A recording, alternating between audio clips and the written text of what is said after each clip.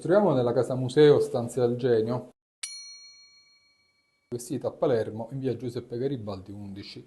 Al suo interno è contenuta una tra delle collezioni italiane di mattonelle più grande che esiste in Europa, sono più di 5.000 pezzi. Vengono da tutta Italia questi pezzi. Allora, in realtà i pavimenti maiulicati sono stati fatti prevalentemente in Sicilia e Campania. C'è qualche micro fabbrica nel Lazio, le fabbriche di Minturno. Le altre regioni nella realtà producevano mattonelle, ma in genere erano o da parete o da rivestimento come elemento decorativo sul tetto. Ma la storia dei pavimenti maiulicati è legata sostanzialmente al meridione d'Italia, quindi Campania e Sicilia. Infatti sono tutte suddivise in base al luogo di produzione e all'epoca, quindi le sale dedicate alla Campania e le sale dedicate alla Sicilia.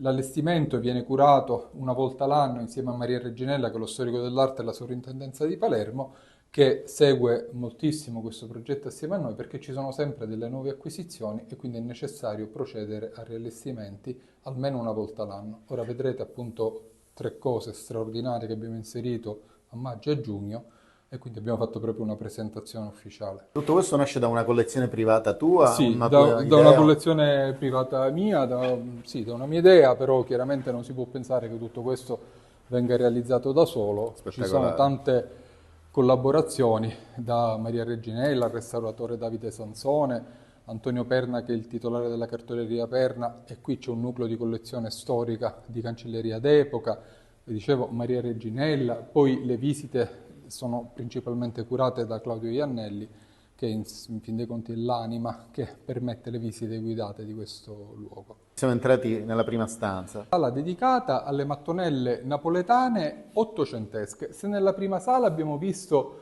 il Liberty e il Decò, sempre napoletane, Vietri sul mare, qui invece possiamo vedere le mattonelle appunto napoletane ottocentesche. Io consiglio sempre di guardarle un po' come quando leggiamo un libro, quindi fila per fila, tassello per tassello, provando ad immaginare come ognuno di questi riquadri nella realtà era un pavimento tutto unico, quindi un qualcosa che copriva l'intera superficie della stanza. Quello che fa la differenza rispetto probabilmente alle mattonelle più conosciute come le azuleus in Portogallo, le mattonelle di Delft in Olanda o quelle stile vittoriano in Inghilterra è che da noi le mattonelle maiolicate erano riservate quasi esclusivamente ai pavimenti. C'è qualche eccezione come il chiostro di Santa Chiara, qualche pannello devozionale, ma sostanzialmente la nostra produzione va sempre a terra. Infatti le singole hanno uno spessore molto più alto rispetto a quelle appena citate, perché appunto dovendoci camminare sopra, se non c'era un certo spessore, le mattonelle chiaramente si sarebbero rotte. Dicevi, intanto ci sono degli oggetti nuovi. Esattamente. Allora, quest'anno abbiamo presentato a maggio le 2 versioni del puttalato sul leone e provengono, si sono ispirate al mosaico che proviene dalla Casa del Fauno e che oggi è esposto al Museo Archeologico di Napoli. Entrambi fanno parte di 2 collezioni private differenti, ma sono qui esposte in maniera permanente. Il primo è prima metà dell'Ottocento della fabbrica Giustiniani, la tecnica del chiaroscuro. Il secondo è sempre una fabbrica napoletana, Amato, con la tecnica di imitazione del mosaico. Sono bellissimi perché non sono mai stati esposti al pubblico. Poi, altro oggetto straordinario, questo è sottoposto a vincolo alla Sovrintendenza di Palermo, è la stufa della seconda metà del Settecento, proveniente dalla fabbrica del Duca di Sperlinga. È un oggetto assolutamente straordinario, ce ne sono pochissime oramai esistenti, è conservata perfettamente, quindi abbiamo deciso innanzitutto di metterla al centro perché è interessante vedere gli elementi decorativi da tutti i lati. E poi è straordinario che questo oggetto si sia salvato e sia arrivato intatto ai giorni nostri, motivo per cui la sovrintendenza ha deciso appunto di sottoporla al vincolo e noi che abbiamo acquistato questo oggetto l'abbiamo messo al centro ed esposto in neanche 2 mesi. Specialmente in un'isola come la Sicilia e in una città come Palermo, la fruibilità delle collezioni deve essere un qualcosa che deve essere costante, perché se noi vogliamo in qualche modo attirare il turismo, dobbiamo avere anche dei progetti seri, cosa che purtroppo spesso non avviene. Quindi acquistare e mostrare il prima possibile. Domanda tecnica, questi pavimenti voi appunto appartengono a collezioni private, alcuni ve li prestano, vengono anche acquisiti. Come si acquisiscono? Dove si trovano nei mercati? Sostanzialmente case d'asta, principalmente case d'asta e collezionisti privati. Quindi proprio per la visibilità internazionale che questa collezione ha. I pezzi, anche quando sono vincolati, chiaramente se sono vincolati devono restare in Italia, ci vengono proposti più volte da case d'asta differenti, come questo, ad esempio il pavimento che imita le logge vaticane dipinte da Raffaello, è una meraviglia, della fabbrica Delange Campagna, o lì potete vedere il Cave Canem, che è un'altra cosa straordinaria che fa sempre riferimento a Pompei. Avete visto le due versioni del puttalato sul leone, mai mostrate al pubblico, ma poi la cosa straordinaria, ancora una volta, è la varietà e la ricchezza di questi moduli decorativi, sempre diversi, per offrire veramente dei pavimenti in qualche modo unici.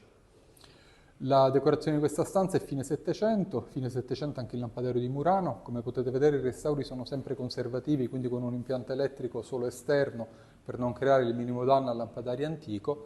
Il pavimento è un pavimento originale della casa, naturalmente laddove mancavano dei pezzi abbiamo sempre inserito dei fondi neutri, così si capisce sempre cos'è antico e cosa è stato necessario aggiungere. Avete moltissimi visitatori anche stranieri, siete presenti in molte guide internazionali. Quanti visitatori fa mediamente il museo? Ma il numero preciso io ogni anno ho sempre qualche difficoltà. Siamo tra i 20 e i 30.000 visitatori ogni anno, devo dire suddivisi principalmente da marzo a tutto novembre, con qualche differenza con qualche aumento nel periodo natalizio. Purtroppo quest'isola è ancora considerata un'isola dove ci si va per il mare. Niente di più sbagliato, questo è un problema di promozione ed è un problema di collegamenti con l'Europa. Quest'isola, senza dei collegamenti seri con l'Europa, non ha, secondo me, dove andare, nel senso che il turismo internazionale è un qualcosa di fondamentale per lo sviluppo di quest'isola e noi, nonostante nel periodo appunto invernale c'è un picco appunto delle presenze, comunque teniamo sempre aperto il museo, non lo chiudiamo mai, perché riteniamo che sia giusto offrire un servizio che sia fruibile tutto l'anno. Mentre di là ci sono l'area Sicilia. No, da qua c'è ancora l'area Napoli. A Napoli abbiamo dato le due sale principali, quindi se là abbiamo messo tutto l'Ottocento, qui abbiamo diviso la sala in due aspetti, in due sezioni. La parte di fronte, quella che stiamo vedendo, e quella immediatamente alla mia destra, il Settecento napoletano, con delle cose meravigliose, pensate, che ne so, i pavimenti con la stella, l'imitazione del tessuto, l'imitazione del finto marmo, o le mattonelle da sala della musica con gli strumenti musicali, o quelle che ospitavano le collezioni classiche con delle scene classiche, queste sono in particolare queste due e le altre due, quelle giustiniani, ma nella realtà la cosa straordinaria delle mattonelle maiolicate è ancora una volta la ricchezza di questi disegni e queste varietà che ci permettono di osservare come questi signori decoratori nel corso dei secoli hanno realizzato veramente delle cose meravigliose. Quindi 700 e 700, ovviamente dobbiamo fare sempre una distinzione tra i moduli ad attacco e i frammenti che vediamo lì, sono frammenti di disegni molto complessi che si articolavano su tutta la grandezza della stanza, quindi oggi in assenza di tutti i pezzi, così come accade per un puzzle, se non ci sono gli elementi possiamo apprezzare il singolo elemento, ma certamente non possiamo capire tutto il disegno nella sua interezza. Nei moduli ad attacco invece è più facile perché il disegno appunto si ripete ed erano chiaramente disegni fatti a mano che si ripetevano su tutta la grandezza della stanza. Quindi capisco che i moduli A4 sono molto più pregiati e preziosi. In realtà è esattamente il contrario, nel senso che il modulo A4 è sicuramente più leggibile, ma i pavimenti straordinari erano quelli che si articolavano su tutta la grandezza della stanza. Okay. Non voglio fare una graduatorio, cioè sono bellezze diverse, non era un fatto di qualità maggiore o qualità minore, era un fatto di scelta della committenza, quindi si possono avere pavimenti straordinari sia con questi moduli che si ripetono, i moduli ad attacco, sia con questi disegni molto grandi che si articolavano su tutta la stanza.